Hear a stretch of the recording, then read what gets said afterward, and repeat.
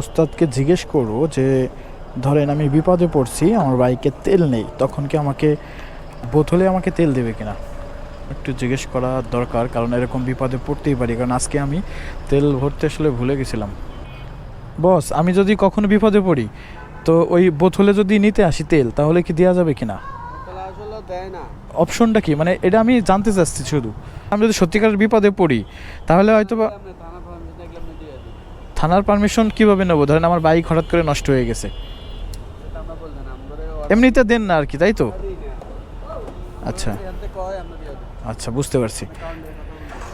যাই হোক, আসলে কাউন্টারে কথা বলে ম্যানেজ করে নিতে পারলে বা সঠিক ইনফরমেশন দিয়ে যদি আমি ম্যানেজারকে, মানে পাম্পের ম্যানেজারকে বুঝাইতে পারি, সেই ক্ষেত্রে কিন্তু আমি অকটেন নিতে পারবো। এ বাদে কোনোভাবেই বোতলে আমাকে অকটেন দিবে না, আর এটাই স্বাভাবিক, এটাই হওয়া উচিত।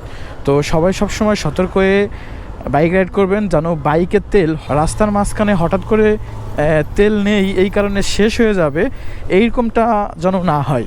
আর এমনিতে বিপদ আপদ আসলে আল্লাহ তাআলা একটা না একটা ব্যবস্থা করেই দেয়, কিন্তু আমি যা শুধু একটা ইনফরমেশনমূলক ভিডিও দিলাম যে পাম্পের থেকে আসলে তেল নেওয়া সম্ভব কিনা। তো সেই ক্ষেত্রে আমি কয়েকটা টেকনিকও আপনাদের শিখাই দিতে পারি। সেটা হচ্ছে, আপনি যদি কখনও কোনো জায়গায় বাইক নিয়ে আটকে যান, তাহলে সেখানে কি করবেন, সবার আগে আছে ওইখানে একটা ছবি বা ভিডিও নিয়ে নিলেন, নিয়ে আপনি ধরেন রিক্সায় চলে আসলেন।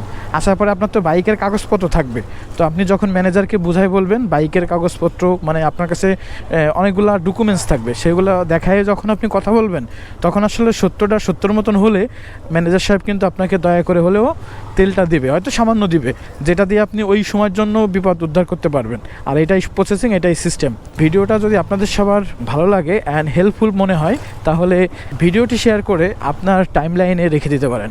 আজকের মতন আসি তাহলে, আল্লাহ হাফেজ।